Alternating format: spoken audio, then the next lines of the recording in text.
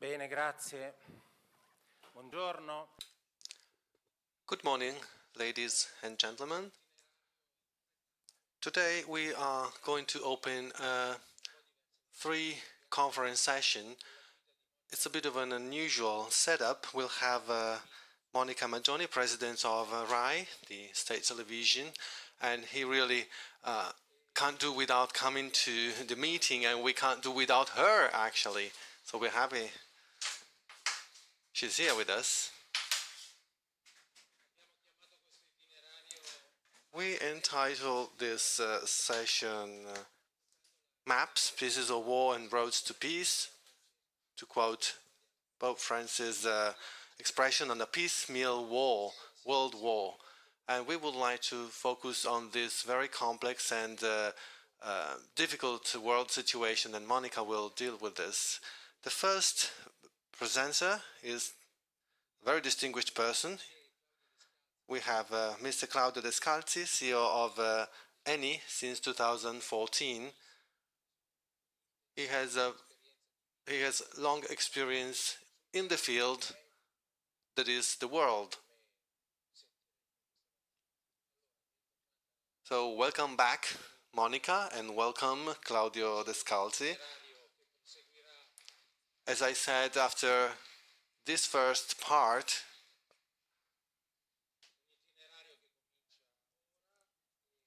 there will be a further session at 3 p.m. in this room with Brian Green about freedom of religion, and then at 7, the director of ISPIS, Paolo Negri, will address the issues of geostrategical areas. So I wish a very successful meeting.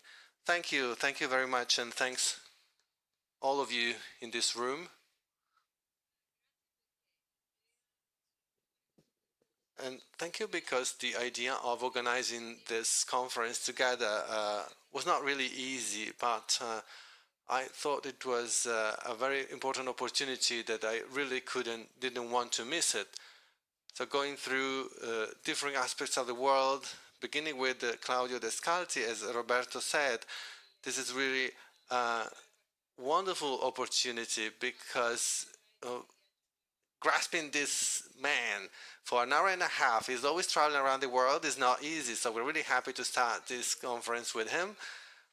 And we'll try to understand how important the religious component is in this very big complexity we live in. And then at the end, we'll have Paola Magri and Roberto Fontolan to try and address the mess that we have now in this world, and try to understand how difficult the challenges that we face are. It's a kind of mission impossible, and the meeting is the only environment where this mission impossible can be really taken on. So let us start our first session with Mr. Claudio Descalzi, CEO of ENI. But he is much more than that. He travels the world, he visits very complex areas in the world, and he spent all his life in these areas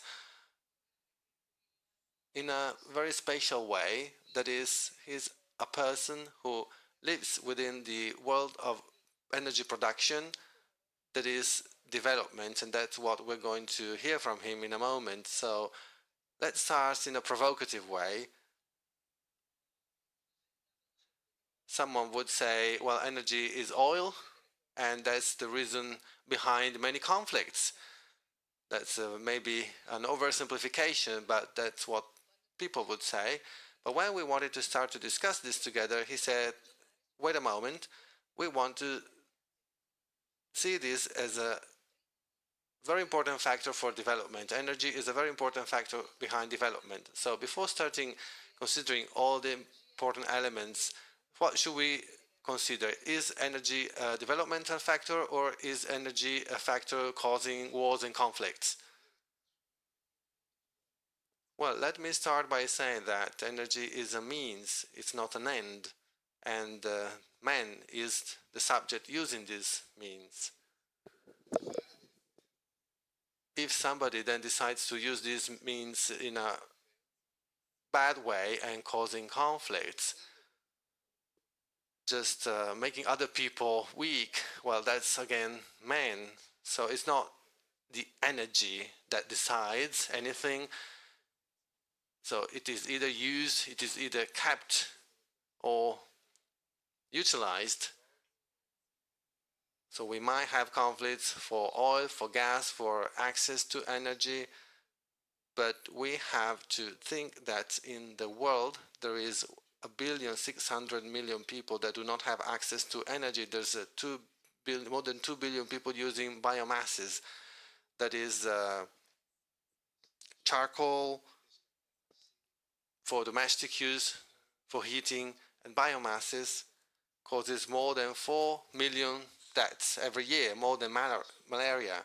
And this is because they don't have access to energy, an energy that would allow them to have heating, to cook food, and to make things, and they can't do it. So without energy, people are weak, and that's again the choice of men, and it is the result of a model that once again is chosen by men. So this is our starting point that we can use to analyze how energy can be used and how energy sometimes, as we have a very interesting case in the Mediterranean and in Eastern Europe, where energy helps men communicate with each other. Well, this is really interesting. So let's start a sort of journey and try and understand better this idea of energy. Let us start from the Mediterranean. You said that the energy is forcing men to stay together. Well, actually, the feeling we have is completely the other way around. That is, that there's all the elements to have more and more separation and conflicts. What is happening thus today in the Mediterranean?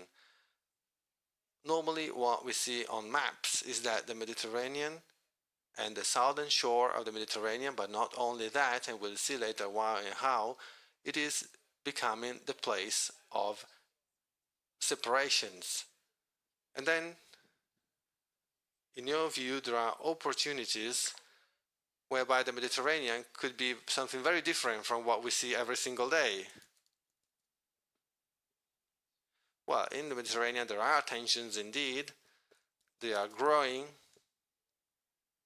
They are ideological, they are religious tensions. And what is the anomaly that is changing some things and that is leading people to talk about states and people that were not in the mainstream discourse? Well, the Mediterranean, just like Africa, has a lot of energy, and this energy is exported. It is not used locally. And everything starts in Egypt. Some discoveries were made in Egypt and also in Israel. These were made but were not fully developed and exploited. And Egypt is experiencing a situation of great tension. Egypt used to be and is still a big energy producer.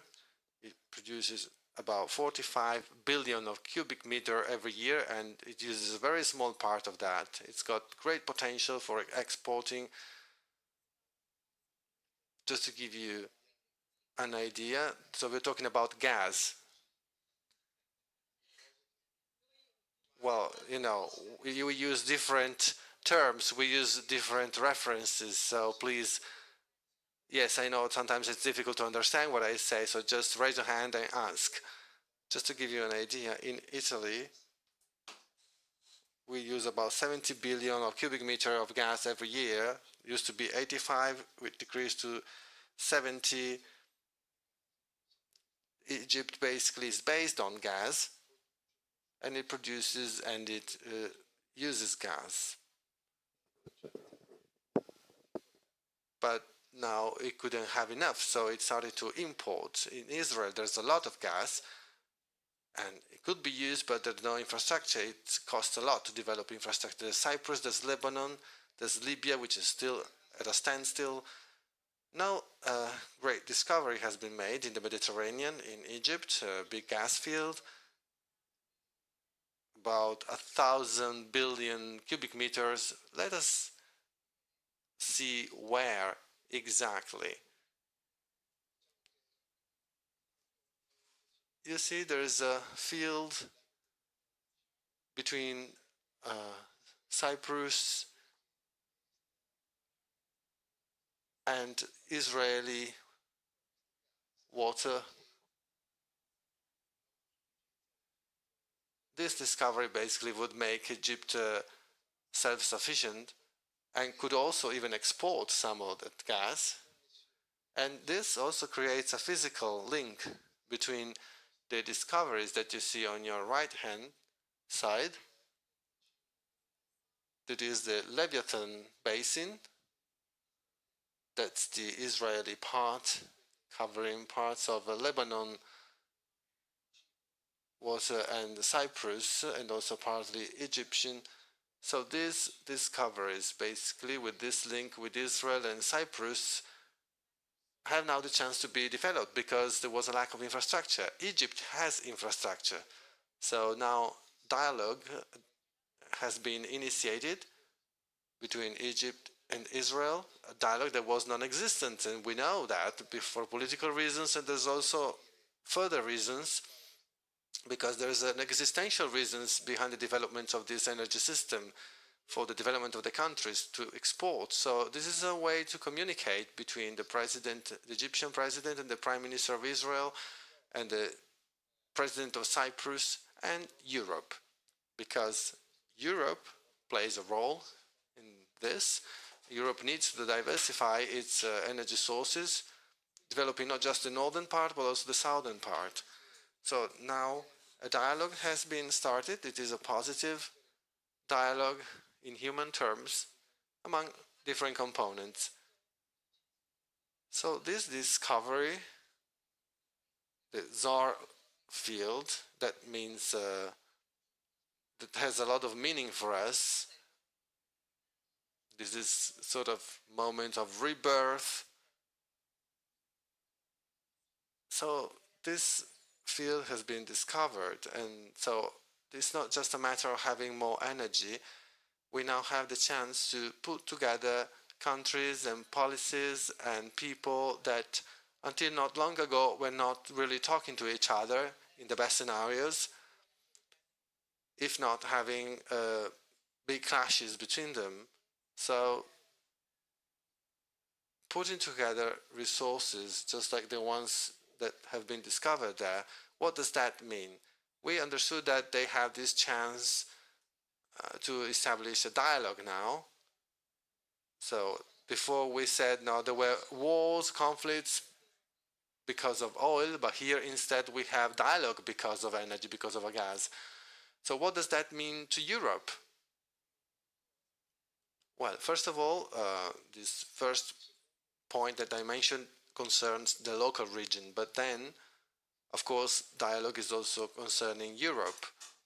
But Europe is having a very important debate undergoing now because Europe is rich. It's probably the most important market at the world level, but it is also poor because it imports 70% of its own energy of gas. So it is poor rich, and it's not aware of that because it's behaving as a rich, wasting without resources. So they will play a role, but they won't have a lot of content actually because they need to diversify energy. Europe takes gas from Russia, from Norway, a little bit from Africa, but very little. Big component, larger part is from Russia and Norway. And then there's also production, but production has been decreasing. It used to cover 60% of its own needs through its own production, but now it's less than 30% that is covered. So there's more than 70% that is imported. And this will continue. So to survive and to have energy security, it will have to dialogue, it will have to import, and there is a northern corridor that is present, but as you know, the northern corridor has problems. What does that mean? What is the northern corridor? these are the big pipelines from Western Siberia. There's three routes, three different pipes from Western Siberia reaching Europe from east. So there is a one-way flow from the east to the west. And this one-way flow, there's also one-way flow from the north to the south. So there is no a reverse flow. We cannot really send gas from Italy, from Africa towards north. So there is a one-way flows. That's why Europe has a problem. It is in the hands of just two big providers, and it is losing its internal energy. These providers, not Norway, but yes, Russia has problems with Ukraine, and we may run into difficulties. There's been conflicts, there is a conflict, there's been sanctions, and Europe, and that's what the European Union says, must diversify. And where do we find diversification? Well, diversification can be found in this new situation in the Middle East, in Northern Africa, of new people starting to talk to each other instead of fighting, and in Africa. So this discourse has to be built. The European Union is contributing to that, and Italy is playing a role, because it's not just about energy and economy, but also politics and relations among people. It is building a dialogue that must be based on policies. And this is a great opportunity for Europe, indeed, an opportunity to deal with Africa, because Africa has its own possibilities. They are complementary. Yes, this idea is really important and should be emphasized. As far as I understood, there is the Mediterranean now with new possibilities. We used to depend on the energy supply from northern countries, to put it simply. Now we need to understand Africa. So our session started saying we have this stereotype whereby energy causes war, and now the other stereotype is about Africa, and Africa leads us to think to other stereotypes as a place where there's a lot of suffering, where there's a lot of problems.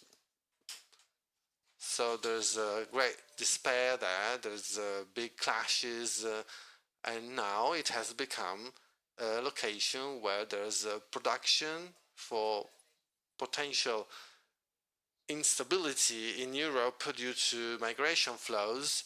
But now I have this feeling that looking at this from the perspective of energy, there's a completely different story. So what is Africa? Africa is actually a paradox from an energetic point of view, an energy point of view. It has more than 15% of the world population. We're more than a billion, 2 million, and we use 3-4%. It uses 3-4% of the energy. Europe represents 7% of world population, uses 15%. Europe uses a lot of Africa, but it doesn't have it. Africa doesn't use energy. In sub-Saharan Africa, there's 650 million people, and in sub-Saharan Africa, there's 100 million people, and 650 million have no access to energy. They use charcoal, biomasses, and die, but they are full of energy sources. Africa probably has much more energy than the United States, not just oil and gas, but also solar energy, wind energy, water energy. So it is really an energy basin that is really important, but it's not using it. So there is a wrong model in place here, a wrong system, because choices have been made by everybody. Africa has been exporting 80% of raw material that they produce versus 60% of developing countries, such as in South America or in China. So Africa is exporting everything, is not keeping anything for itself. So African people decided to export, but there's also companies and countries that decided to apply a certain model, weakening Africa. And this is the problem. we weakened Africa because it doesn't have its own energy, it doesn't use its own energy, and then we complain about migration flows because they don't have the means to survive, and they have to move from places that are rich, but they cannot live there. So this model is wrong. So our strength is not in weakening someone, but should be in strengthening someone.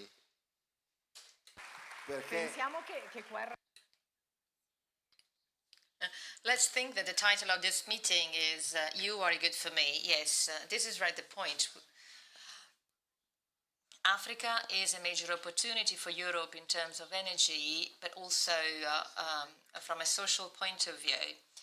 It would be really very easy investing in Africa for Africa and providing Africans with the energy that they already have. Just a small percentage of exports would be enough to diversify our energy needs.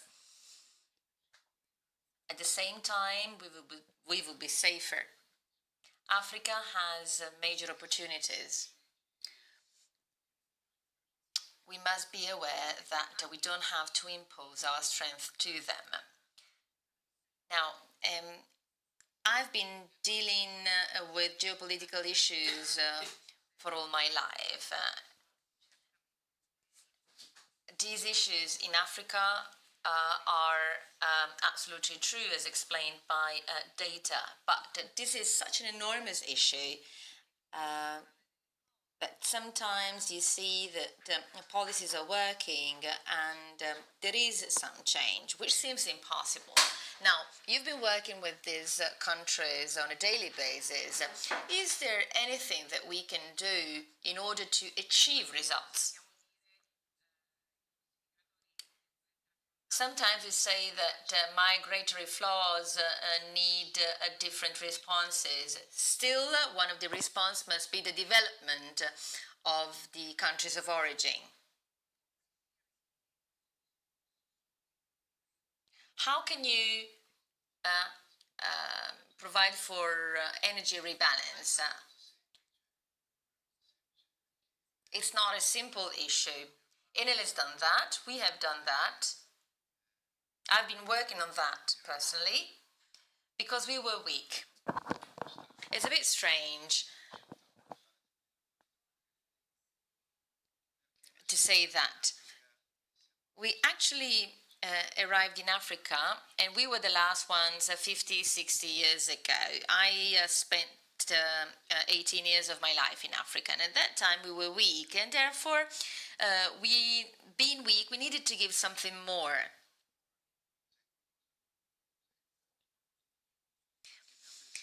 So, in order to be acknowledged, we thought that we needed to acknowledge the others. And in order to be there in a sustainable way, we didn't only have to pay taxes, as in getting gas and paying taxes in exchange. We did something different in the energy field, and not only. For example, in the energy field, we started to sell gas to the countries where we were. So we invested 2 billion over the past 10, 15 years in power stations, in connections and transport lines in Nigeria and Congo and Libya as well.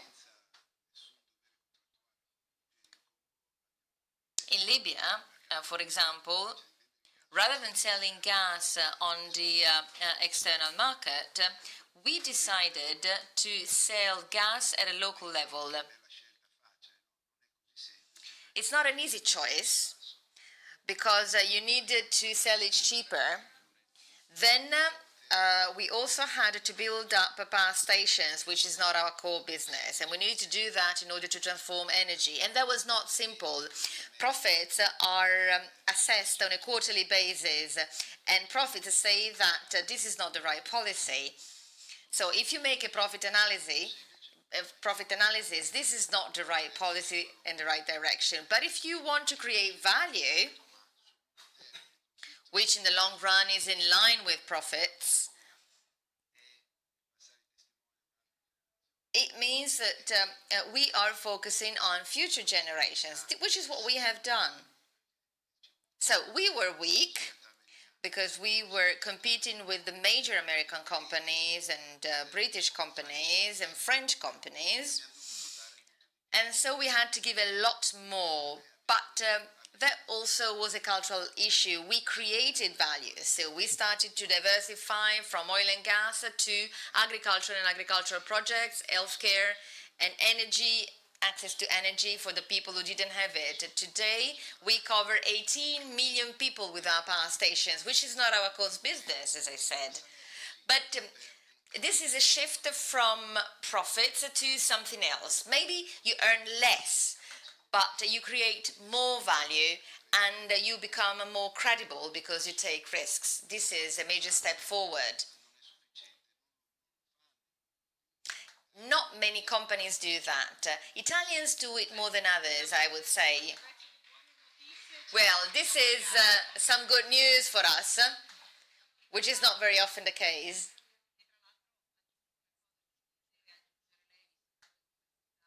In addition to that, and it's up to me to say that and not up to you, there's a basic difference between giving something back in terms of money, in terms of taxes paid, and implementing projects. And the basic difference, and it's not him saying that, but I'm the one saying that, the main difference is that for many years we've been working with countries and governments where resources were redistributed in a very uneven way. And that was due to the policies implemented over the past 150 years. We cannot go into details on that, but the fact is that you are not given money.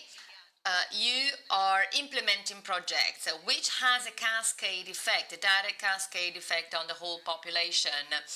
And this is a basic difference compared to previous policies. Now, I like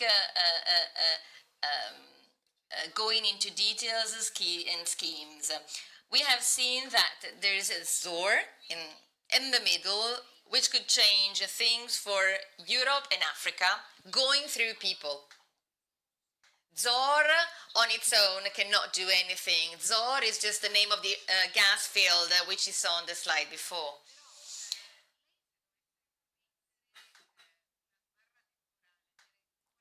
If you were to put a deadline, if you were to identify a timeline, do you have an aim in terms of time?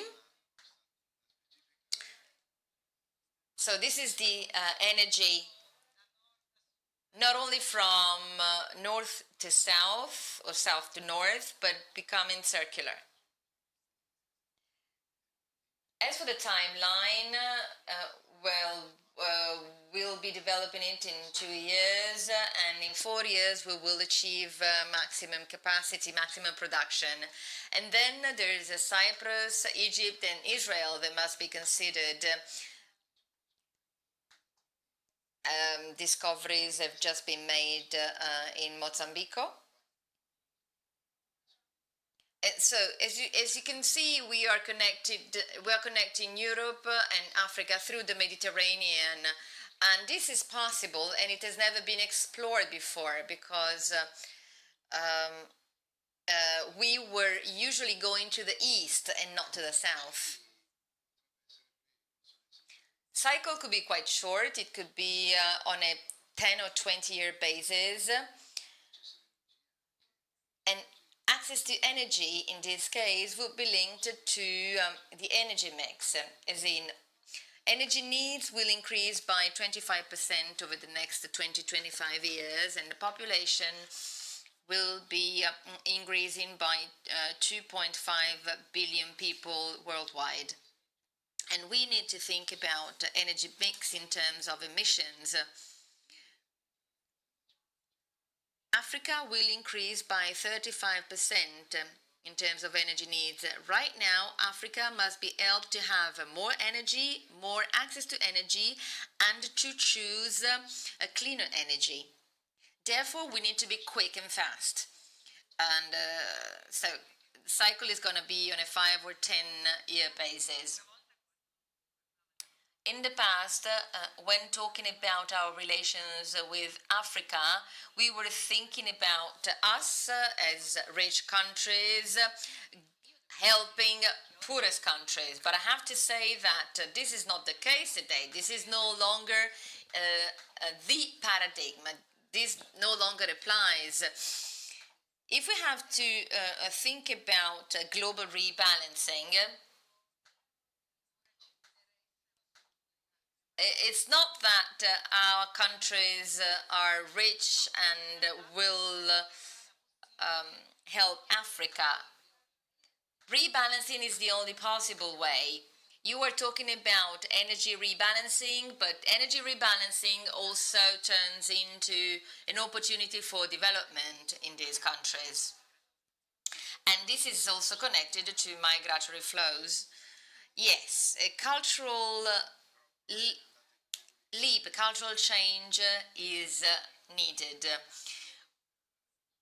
In the past 50 years, talking about Africa, $1,000 billion were given to Africa for its development, 450 billions over the past 5 years.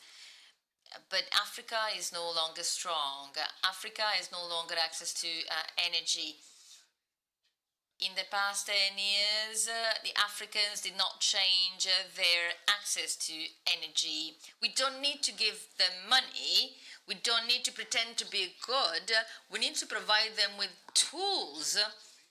Africa does have its energy, but we must provide Africa with tools to become independent. If Africa is strong, we'll be strong. If Africa is weak, we'll be weak, as I said before. And the same applies to North America and South America. North America is much stronger if South America is stronger. Talking about timeline and development, these things can be done if we can make a shift in model, giving real energy, which means developing skills and having Africans grow up in Africa. They don't need to migrate, they don't need to escape in order to survive.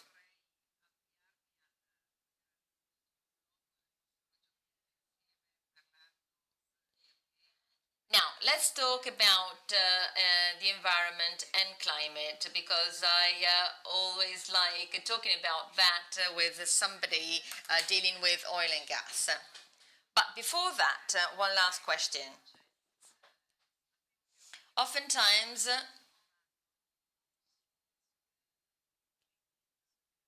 we think about major companies operating worldwide, and major companies operating worldwide also provide a hint of the country they come from. They are some sort of ambassadors of the country they come from. And now this is a picture taken in Kenya. This is not advertising for you. And you don't need advertising for your company, but that picture is a sign that is still there, where where you're no longer operating. There was an old gas station there, which no longer exists today. But this picture is quite interesting because it tells about a shift that we have had in our country.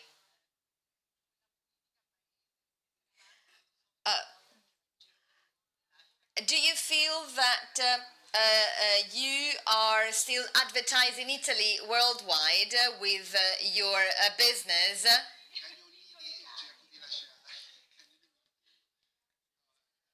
So do you think that you are communicating the concept of Italy with your business worldwide? We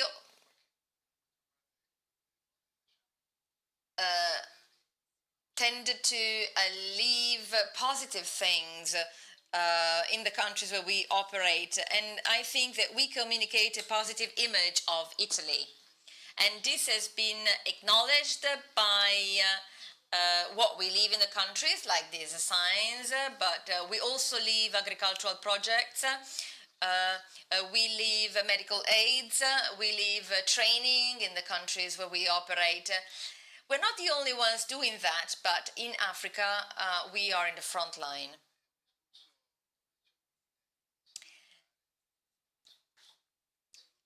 This is a long-term initiative, I would say. This has to be done in the long run. Maybe we should be a bit less strong, but you should enable the local population to be stronger, which is basic, which is vital. We need to let others be like us, even better than us. And this is what this sign means. We closed down our business in that place 30 years ago, but there is still a sign showing that we were there.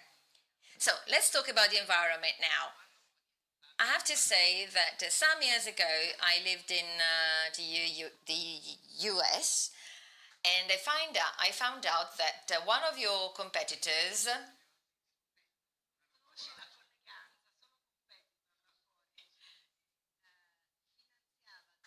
was financing documentaries. I've always been dealing with documentaries in my life, and one of your competitors was financing documentaries on the environment and on environmental issues. And to me, there was a sort of contradiction, as in they are giving money in order to like console themselves in order to have a better image. So how can you combine all that, being major oil and gas companies and at the same time trying to save the environment in line with environmental policies? Now, we live in a country where the climate issue does not only concern others, but concern all of us and affects us all, our possibility to survive and our possibility to provide a future to future generations. Now, we produce energy, which is needed in order to speak through this microphone, in order to have hospitals, in order to be able to grow. Thanks to energy, over the past 100 years, we've been growing more than over the past 3,000 years. The point is that we need to do that in the best possible way. COP21 marked a remarkable step. For the first time, 196 countries acknowledged that reducing emissions was vital. It was COP21 because that was the 21st meeting dealing with these issues over the past 20 years. We have doubled emissions. There's a budget worldwide. Since the history of the world started, there's a budget in the atmosphere in order to not to change temperature conditions irreversibly. There's not only gas, there's also other chemical products. We have 3,000 billion tons of CO2 as a budget. Every year we produce 42 billion tons right now. For energy, we produce 32 billions. So far, we have consumed 60% of the total budget. So we still have a very low budget to consume, as you can see here. We still have 1,000 billion tons of CO2 available. After that, once the atmosphere is saturated,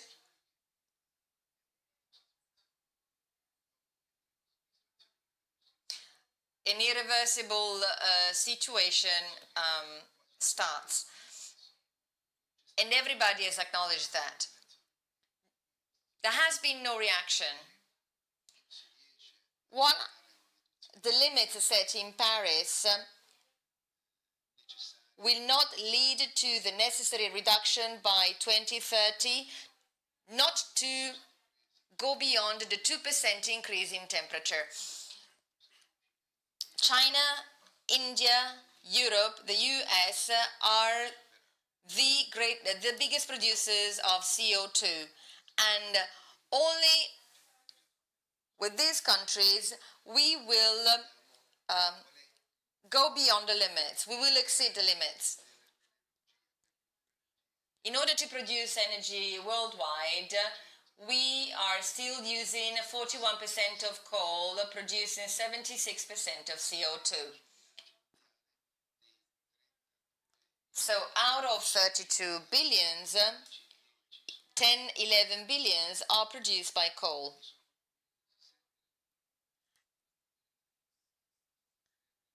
And this is what would be needed in order to shift from 32 to 22 billions a year by 2030. So, coal must no longer be used. Europe spends about 75 billion subsidies for renewable energies, which is very positive, out of $140 billion spent worldwide. From 2010 to 2015, it has increased renewable energies by 67%, but has also increased the use of coal by 10%, which is a paradox. 1% of coal destroys 10% of benefits out of renewables. Renewable energies are necessary, but we are still increasing the use of sources of energy, increasing pollution and destroying renewable energies.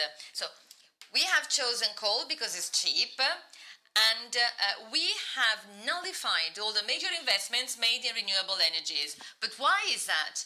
Well, this depends on the market. Since gas was more expensive, gas cost twice as much as coal. Coal is $4 by millions of BTU, as against $7-8 for gas. So we bought coal. In Europe, we consumed 520 million cubic meters of gas. Now, we have somewhat increased energy efficiency. We are using renewable energies, but we have replaced a lot with coal.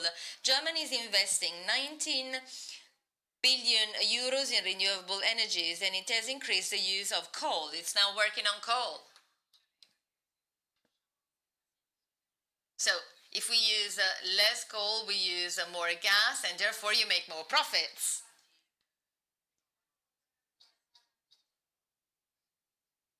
No, this is not really true, because we earn when we produce gas, and we don't produce a lot of gas. We basically produce nothing in Europe. We buy gas from Russia and we sell it in Europe.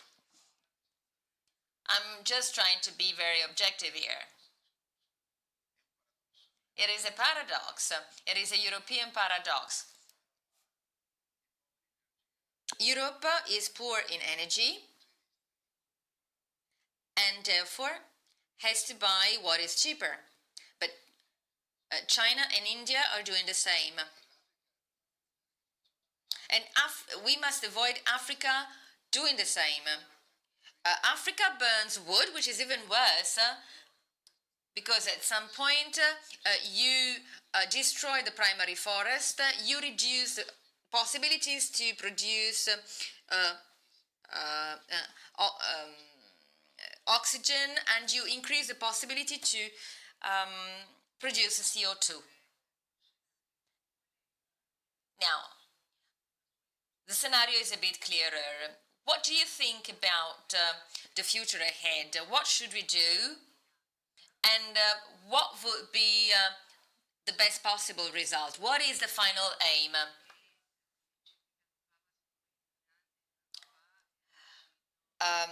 Last year, Pope Francis wrote an encyclical about environmental issues, and what do you think lies ahead? Now, first of all, we need to think about the future, which means thinking about the others and not only about ourselves. We need to think about values and not just profits. And we need to be aware that nothing positive lies ahead if we continue doing what we are doing. So we need to spur collaboration among countries in the Mediterranean, so between Europe and Africa.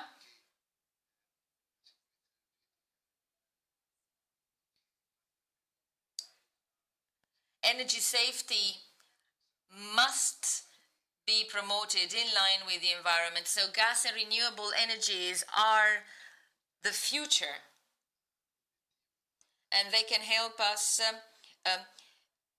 achieve our aim in not exceeding the 2 degrees increase in temperature. And this depends on us, and this depends on who is governing countries, and this depends on the private sector.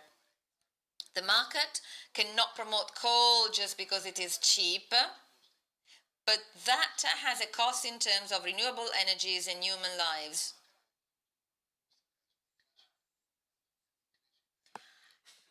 And and Africa will be the future in terms of growth of energy and growth of population. But that also applies to Asia. So Europe needs to think along these lines and does not only have to think in terms of profits. If we want to have a future, we need to think, we don't have to think about ourselves and building barriers and just being closed to the others. And you are telling us that if we have to think about the future, first of all, we have to think about others. This is one of the reasons why it was very useful for us to talk to you this morning. So thank you very much for being here with us.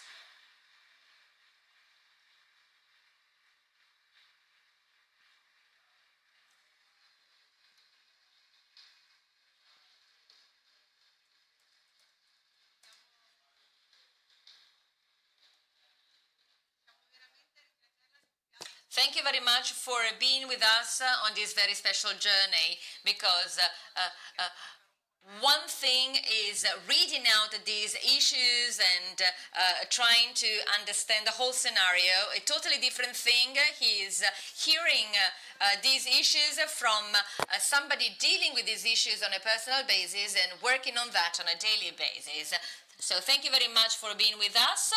Now the next meeting is at 3 o'clock, where we will be talking about religious freedom, and then the next meeting is going to be at 7 o'clock tonight. Thank you very much to Descalzi for being with us. Thank you.